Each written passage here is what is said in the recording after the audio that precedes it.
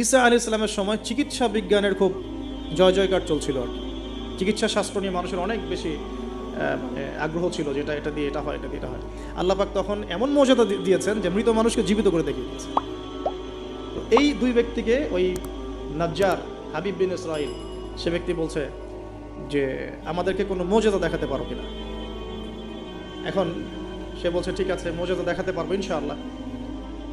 আমার এই সন্তান, আমার এই ছেলে দীর্ঘদিন থেকে চোখে অসুখে ভুগছে, এক চোখ নষ্ট হয়ে যাচ্ছে, তুমি শেফা দিতে পারবে কিনা আল্লাহর হুকুমে।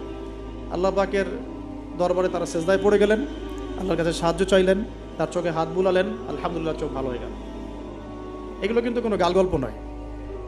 এবার হাবিবে নাজ্জার তার কিন্তু বিশ্বাস হয়ে গেল, হ্যাঁ এটা তাওহীদের ফসল, এটা তাওহীদের ফসল।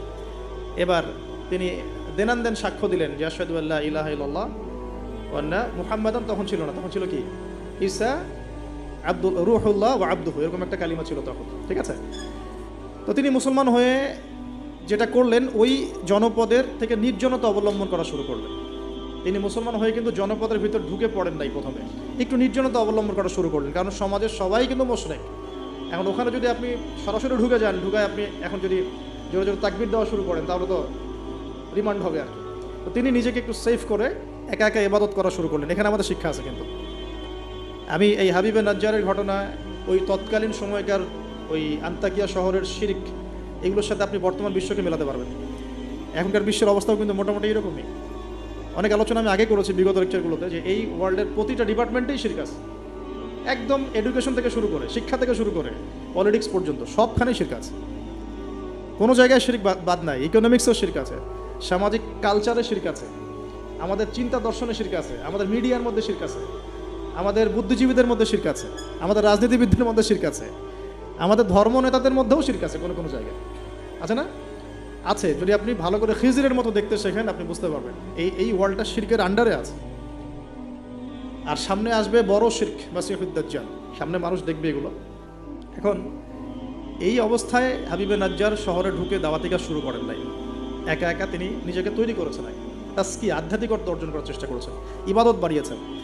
এদিকে ওই দুজন রাসূল তারা শহরে প্রবেশ করলেন, বেশ কিছু সময় তারা মানুষকে দাওয়াত দেওয়ার চেষ্টা করলেন, কিন্তু মানুষ ইসলাম কবুল করছে না।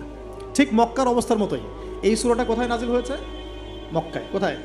এই সূরা কিন্তু মদিনায় নাজিল হয় নাই। তাহলে এই সূরার মধ্য দিয়ে আল্লাহ পাক রাসূল সাল্লাল্লাহু আলাইহি ওয়াসাল্লামকে শিক্ষা দিচ্ছেন, সাহাবীদেরকেও শিক্ষা দিচ্ছেন। ঠিক মাক্কি পরিবেশের মতোই তৎকালীন পরিবেশটা ছিল।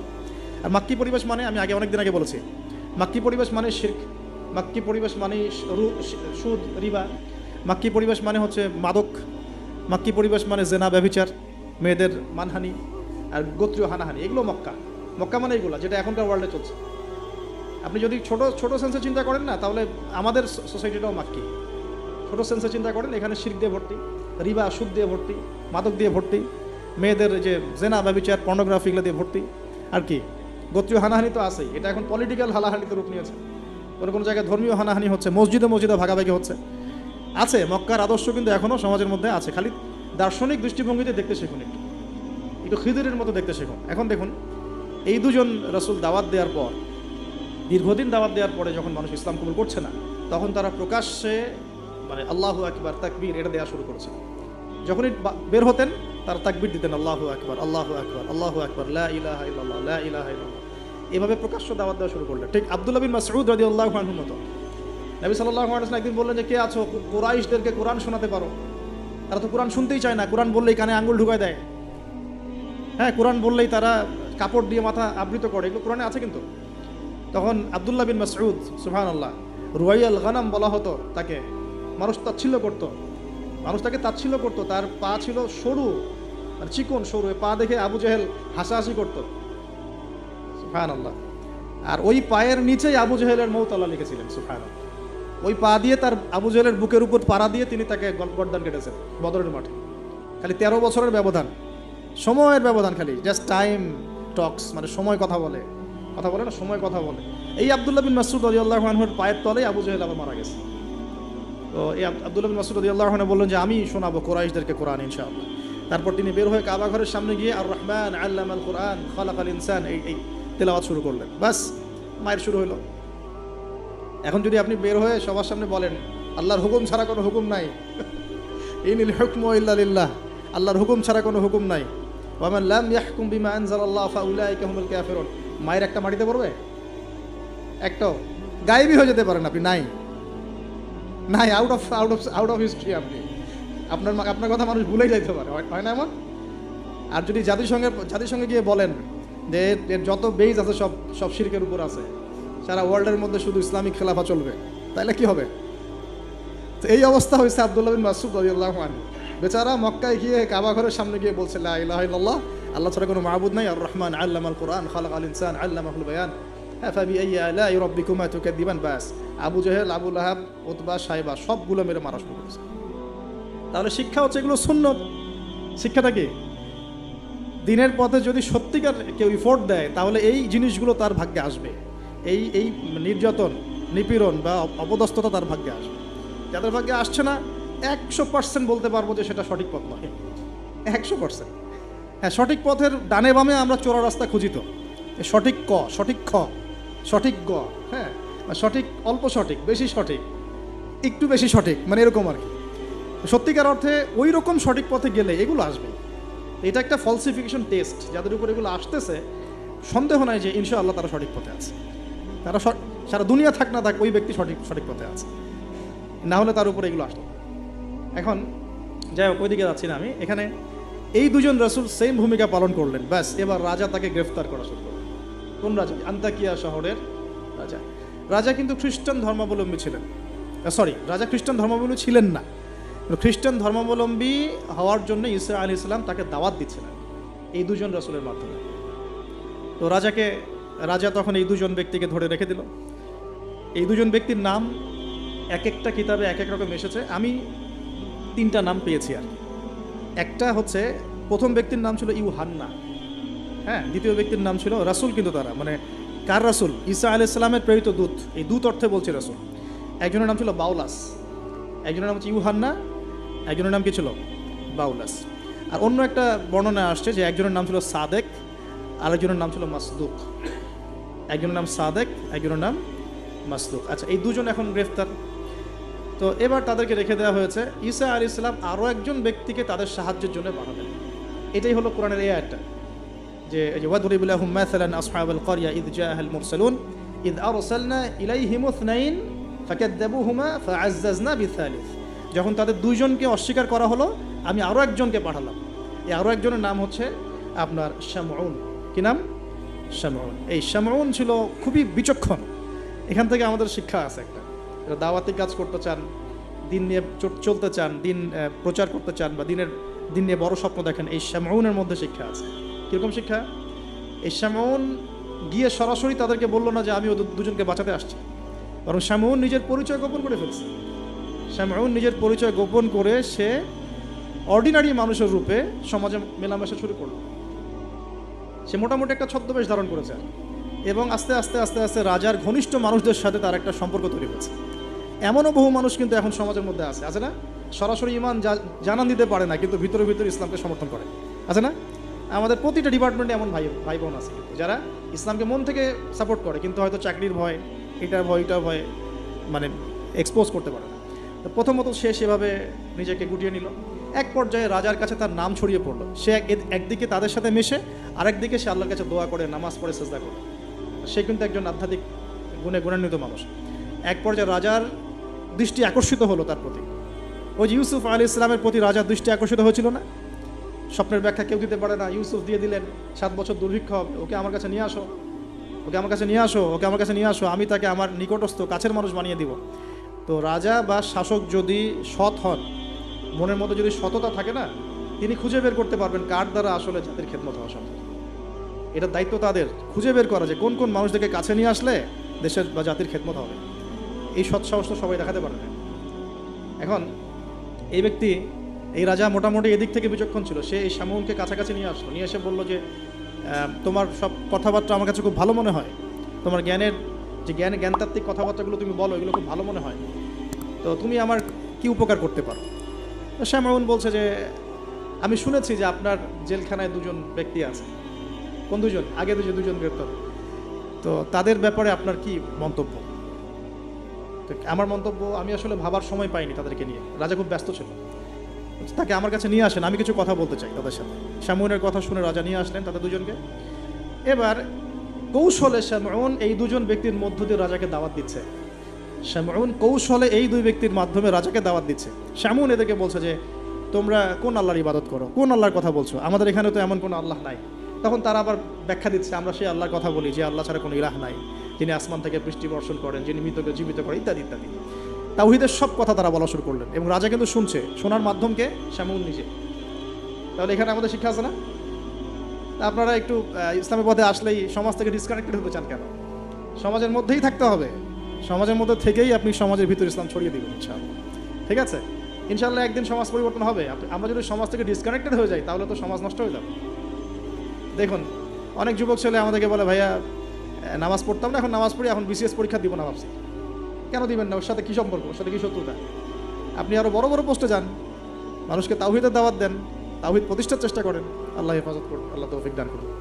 এখন এই শামউনের থ্রু দিয়ে এই দুই ব্যক্তি রাজাকে দাওয়াত দিলেন মাশাআল্লাহ। এবার রাজা জিজ্ঞাসা করছে যে কোনো মুজিজা আছে না, কোনো অলৌকিকত্ব দেখাতে পারবে? আমরা যে আল্লাহর ইবাদত করি, মাঝে মাঝে কিন্তু জিনের উপাসনা করলে কিছু অলৌকিকত্ব দেখা যায়। অলৌকিকত্ব না, মানে ভেলকিবাজি দেখানো যায় আর কি। দেখবেন জিন তাত্ত্বিক যারা চর্চা করে দেখবেন ভেলকি দেখায় মানুষকে। আপনি কোনো কবিরাজের কাছে গিয়েছেন, আপনাকে বলে দিবে যে 2 বছর আগে তুই এটা করছিলি না, এরকম কিন্তু বলে দেবে। আপনাকে ধাক্কা লাগলো যে হ্যাঁ তাই তো, আমার তেমন হয়েছে। আসলে ও যে জিনের উপাসনা করে, ওই জিন আপনার যে কারিন আছে এর সাথে কানেকশন ফিক্স করে আর কি। কারণ আপনার জিন ফিউচার জানে না, কিন্তু আপনার জিন তো আপনার হিস্ট্রি জানে। আপনার জিন আপনার হিস্ট্রি জানে। তো তখন আপনার কাছে মনে হলো হ্যাঁ তাই তো, আমি তো অমুক দিন অমুক মেয়ের জন্য দাঁড়াইছিলাম ওইখানে। আচ্ছা ঠিক আছে। এখন সে বলল যে হ্যাঁ আমরা মৌজুদা দেখাবো ইনশাআল্লাহ। কি মৌজুদা? 7 দিন আগে একটা বাচ্চা ওই রাজ দরবারে মারা গেছে। কয়দিন আগে? দাফন হয়নি এখনো, 7 দিন আগে মারা গেছে, লাশ সংস্কার হয়নি, লাশের অবস্থাও ভালো না। এখন এই দুই ব্যক্তি আল্লাহর কাছে দোয়া করলেন, আল্লাহ আজকে যদি তুমি মৌজুদা আমাদের হাত দিয়ে আমাদের মাধ্যমে দেখাও, ইনশাআল্লাহ এরা তাওহীদের উপর চলে আসবে। তো আল্লাহ রাব্বুল আলামিন মুজিজা দেখালেন, ওই 7 দিনের মৃত বাচ্চা জীবিত হয়ে উঠল। এবার জীবিত হয়ে সে বলে উঠল যে আমি আসমানে দেখেছি, এই বাচ্চা বলছে এবার, আমি আসমানে দেখেছি একজন সুন্দর, মানে চুলের বর্ণনা দেওয়া হয়েছে যে আমরা যেটাকে সিল্কি চুল বলি আর কি, লম্বা কাত পর্যন্ত সিল্কি চুলওয়ালা একজন মানুষ, একজন ব্যক্তি 3 জনের জন্য আল্লাহর কাছে দোয়া করছে। কয়জনের জন্যে? তার মানে সে মেবি ঈসা আলাইহিস সালামের দিদার পেয়েছে, মেবি, আল্লাহ ভালো জানেন, এটা বারজাখ। এখন রাজা এবার হকচকিয়ে গেল, 3 জনকে কি? আমরা তো 2 জন জানি, 3 জনকে। তখন ওই ব্যক্তি বলছে শামউন একজন, এই ব্যক্তি একজন। তখন শামউন দেখলেন যে রাজার এর উপর বেশ প্রতিক্রিয়া সৃষ্টি হয়েছে কথার উপরে। তখন শামউন আরও বড় চাপ দিল এই দুজনকে যে না, তোমাদের এটা হয়তো কোনো জাদু হতে পারে।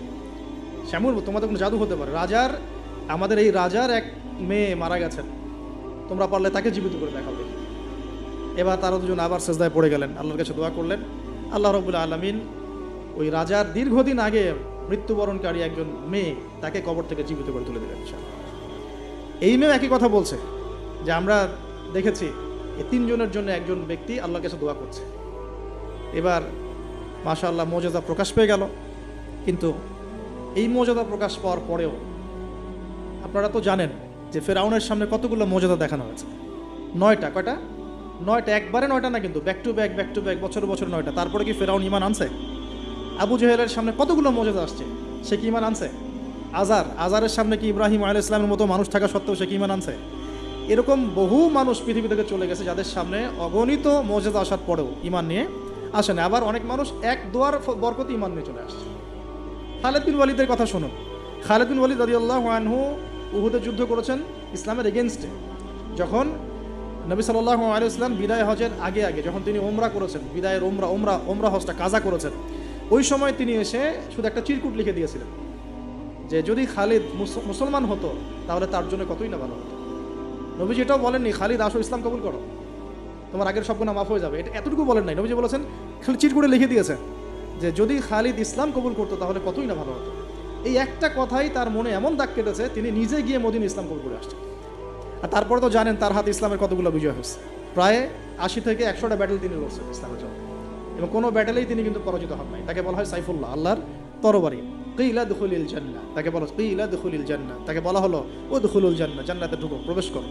কিলা দুখুলিল জান্নাহ ক্বালা ইয়া লাইতা কওমি ইয়ালামুন, সুবহানাল্লাহ, ক্বালা ইয়া লাইতা কওমি ইয়ালামুন, তখন যে বলছে হায় আমার জনপদ, হায় আমার কওম, যদি তারা জানতো, যদি তারা বুঝতো যে আল্লাহ পাক আমাকে কি পরিমাণ নেয়ামত দিয়েছেন, কোন জান্নাতে আমি আছি, এইটা যদি আমার জনগণ বুঝতো তাহলে সবাই ঈমান নিয়ে আসতো। দেখেন কোরআনে এই ব্যক্তির নাম উল্লেখ করা হয় না। ওয়াজা মিন আকসাল মাদিনাতি রাজুলুন, ওয়াজা মিন আকসাল মাদিনাতি রাজুলুন, মানে দূরবর্তী জায়গা থেকে একজন লোক ছুটে আসছে। কে সেই লোক আল্লাহর কাছে এটা বড় কথা নয়, মানে নামটা কি সেটা বড় কথা নয়, তার আকীদাটা কি, তার আমলটা কি, তার তাওহীদটা কি, এটা সবচেয়ে বড় কথা।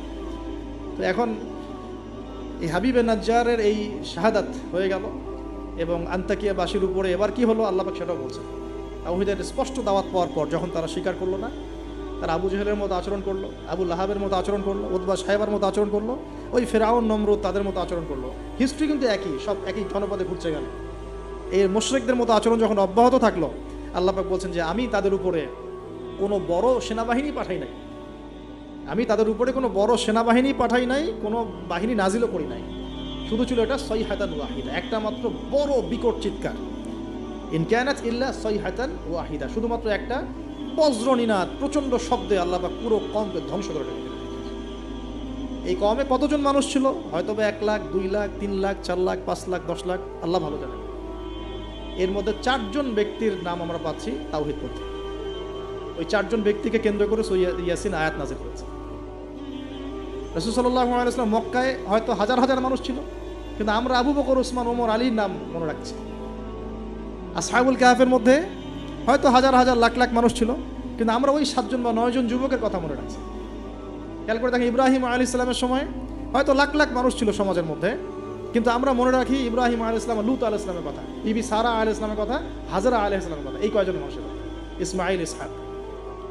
এরকম প্রত্যেক যুগে যুগে আপনি দেখবেন যে তাওহীদপন্থী মানুষের সংখ্যা কিন্তু কম এবং আল্লাহ পাকের অনুগত বান্দাদের সংখ্যা খুব কম। এই ঘটনাটা আল্লাহ রাব্বুল আলামিন এই আন্তাকিয়াবাসীর এই ঘটনাটাকে সূরা ইয়াসিনের এই 13 থেকে প্রায় 32 নম্বর আয়াত পর্যন্ত পুরোটা নিয়ে আসছেন এবং এর মধ্য দিয়ে আল্লাহ রাব্বুল আলামিন আমাদেরকে যে মেসেজগুলো দিতে যাচ্ছেন সেটা হলো, যে পয়েন্ট আকারে ফাইন্ড আউট করি। দেখুন, ফার্স্ট অফ অল রাসূলদের কাজ যারা করবেন, মানে রাসূলের কাজ মানে কি? দাওয়াতি কাজ, তাবলীগের কাজ, মানুষকে তাওহীদের প্রচার করবেন, প্রসার করবেন, দ্বীনের ফিকির করবেন, দিন নিয়ে দিন প্রতিষ্ঠার স্বপ্ন দেখবেন, তাদেরকে সর্বপ্রথম আগে তাওহীদপন্থী হতে হবে। তাওহীদপন্থী মানে এই ভেজাল তাওহীদপন্থী না। এই তাওহীদ না যে আমি তাগুতও মানি আবার ইয়াও মানি, মানে ইসলামও মানি, আমি তাগুতও মানি, আমি কুফরও মানি, আমি সুদও মানি, হ্যাঁ, আমি দলীয় বিভাজনও মানি, আমি কি বলবো যে ব্যক্তি পূজাও করি, আমি শায়েখ পূজাও করি, আমি সবই করি, আবার তাওহীদও আছে। মানে এইরকম গোলালু মার্কা তাওহীদের কোনো কাজ নাই বাংলাদেশে। যদি বাংলাদেশে আমরা ইসলাম নিয়ে বড় স্বপ্ন দেখি, তাহলে আগে তাওহীদের ডেফিনেশন শিখতে হবে। তাওহীদ কাকে বলে? লা ইলাহা ইল্লাল্লাহ মানে আল্লাহ ছাড়া কিছুই নাই। এই কথা স্পষ্ট করে আমাদের বলার মতো সৎসাহস থাকা উচিত এবং বলার মতো যোগ্যতা থাকা উচিত। মানুষকে বোঝানোর ক্ষমতা থাকা উচিত। লা ইলাহা ইল্লাল্লাহ মানে কি? মানে আমি কালিমা পড়েছি, এদিকে আমি কবরও সাজদা করব? আমি কালিমা পড়েছি লা ইলাহা ইল্লাল্লাহ, এখন আমি কি মানে মৃত মানুষের কাছে পূজা করতে পারি? আমি কি লা ইলাহা ইল্লাল্লাহ বলার পরে আল্লাহ পাক ছাড়া অন্য কারো বিধানের সামনে দাসত্ব করতে পারি? এই জিনিসগুলো আমাদের স্পষ্ট করে বোঝা উচিত। তাওহীদের উপর থাকা এবং তাওহীদ বোঝায়, তাওহীদের দাওয়াত মানুষকে দেওয়া। আপনারা কিতাবুত তাওহীদ, শিরক কি ও কেন, এই টাইপের অনেকগুলো বই পাবেন বাজারে। এগুলো পড়লেও তাওহীদ সম্পর্কে অনেক কিছু জানতে পারবেন ইনশাআল্লাহ। আর সব তাওহীদ একসাথে এস্টাবলিশ করা যায় না, ধাপ থাকে। ব্যক্তি পর্যায়গুলো আগে আমরা সংশোধন করব, আমাদের পরিবারটাকে সংশোধন করার চেষ্টা করবো ইনশাআল্লাহ। আস্তে আস্তে আমরা তাওহীদের দাওয়াত মানুষকে দিব। আল্লাহ পাক যখন কবুল করবেন দেখবেন ইনশাআল্লাহ তাআলা, শুধুমাত্র আমরা আমাদের সমাজ কেন, আখিরুজ্জামানের হাদিসগুলো বলছে যে ইসলাম পুরো বিশ্বের প্রতিটা ঘরে প্রবেশ করবে ইনশাআল্লাহ। একটা কাঁচা ঘর বাকি থাকবে না, একটা পাকা ঘরও বাকি থাকবে না, এমনটাই হাদিস এসেছে। একটা কাঁচা ঘরও বাকি থাকবে না, একটা মানে পাকা ঘরও বাকি থাকবে না যেখানে লা ইলাহা ইল্লাল্লাহ প্রবেশ করবে না। এটা হবে ফিউচার, ওয়ার্ল্ডের ফিউচার এইটা। যত ফিউচারের কথাই মানুষ বলুক না কেন, ভিশন 2030, 2040, 2050, হ্যাঁ, ভিশন কবলাল কিয়ামা, মানে ভিশন ইমামুল মাহদি আর ভিশন ঈসা আলাইহিস সালাম হচ্ছে যে পৃথিবীর প্রতিটা ঘরেই তাওহীদের কালিমা লা ইলাহা ইল্লাল্লাহ প্রবেশ না করে আল্লাহ পাক কিয়ামত দিবেন ইনশাআল্লাহ। এটা হলো আল্লাহ পাকের হুকুম, হয়ে গেছে, উদি আল্লাহ লেখা হয়ে গেছে এটা। এখন আমরা আগে, তাহলে আমাদের দায়িত্ব কি ভাই? আগে তাওহীদ শিখতে হবে। এবং তাওহীদ তো একা একা শেখা যায় না। স্পেশালি আপনারা যারা জেনারেল ব্যাকগ্রাউন্ড থেকে আসছেন, সবাই তো আর একা একা পড়ে কেউ আলেম হয়ে যেতে পারবো না, পারবেন? অতএব এখানে দৃষ্টিভঙ্গি আগে প্রশস্ত রেখে উলামায়ে কেরামের দ্বারস্থ হওয়া। উলামায়ে কেরামের দ্বারস্থ হওয়ার সময় সাম্প্রদায়িক হয়ে যাবেন না। যে আমি এই আকীদা ফলো করি, এই মানহাজ ফলো করি, এই মাযহাব ফলো করি, বাস ইনাদেরকেই ধরে বসে থাকবো, আর কারো কাছে যাব না, এই চিন্তাটাও ঠিক না। কারণ জ্ঞান কিন্তু সবার কাছেই আছে, জ্ঞান সবার কাছেই আছে। আপনি যদি বলেন যে আমি হানাফি মাযহাবের সব মানি আলহামদুলিল্লাহ, আমি শাফিঈ মাযহাবের সব মানি আলহামদুলিল্লাহ, আহমদ বিন হাম্বল রাহিমাহুল্লাহকে শ্রদ্ধা করি, তার জ্ঞান আমি নিব ইনশাআল্লাহ, ইমাম মালিক রাহিমাহুল্লাহকে শ্রদ্ধা করি, তার জ্ঞান নিব, আপনি অনেক বেশি জ্ঞান পাবেন, অনেক বেশি জ্ঞান পাবেন। আর যদি এত কিছু বোঝার ক্ষমতা আপনার না থাকে, কমসে কম একটা স্কুল অফ থট ফলো করেন, সমস্যা কি? সাধারণ মানুষ, আমার অত কিছু বোঝার ক্ষমতা নাই ভাই, আমি একজন ইমামকে ফলো করি, ব্যাস হয়ে গেল, এতটুকু যথেষ্ট। এখন আমাদের প্রথম কাজ হলো তাহলে প্রিয় ভাইয়েরা, তাওহীদ শেখা এবং তাওহীদ শেখার জন্য উলামায়ে কেরামের দ্বারস্থ হওয়া। আল্লাহ পাক তৌফিক দান করুন। এবং এই জায়গায় আমরা কিন্তু সাম্প্রদায়িক হব না, আমরা সংকীর্ণ চিন্তাভাবনা করব না, আমরা আমাদের চিন্তাভাবনাগুলোকে প্রশস্ত রাখার চেষ্টা করবো। আল্লাহ পাক তৌফিক দান করুন, সকলেই বলে আমিন। আসসালামু আলাইকুম। বসেন। 2 নম্বর পয়েন্ট যেটা আমরা ফাইন্ড আউট করতে পারি, আমাদের প্রশ্নোত্তর পর্ব আছে আবার এবং কুইজ আছে, তো পয়েন্টগুলো একটু মার্ক করে নেবেন, পরে আমাকে কেউ লিখে দিয়েন, কারণ আমি কিন্তু লিখে নিয়ে আসি নাই, আমি বলতেছি আর, ঠিক আছে? সেকেন্ড পয়েন্টটা আমরা ফাইন্ড আউট করতে পারি, দেখুন দাওয়াত দেওয়ার সময় রাসূলগণ কিন্তু ধনী গরিব ভেদাভেদ করে দাওয়াত দেন। হাবিবে নাজ্জার কি ছিল পেশা? একজন কাঠমিস্ত্রি। আমরা তো রিক্সাওয়ালাকে দাওয়াত দিয়ে গিল্টি ফিল করি, আমাদের প্রেস্টিজ ইস্যু হয়, ওকে দাওয়াত দিব কিসের ইসলাম?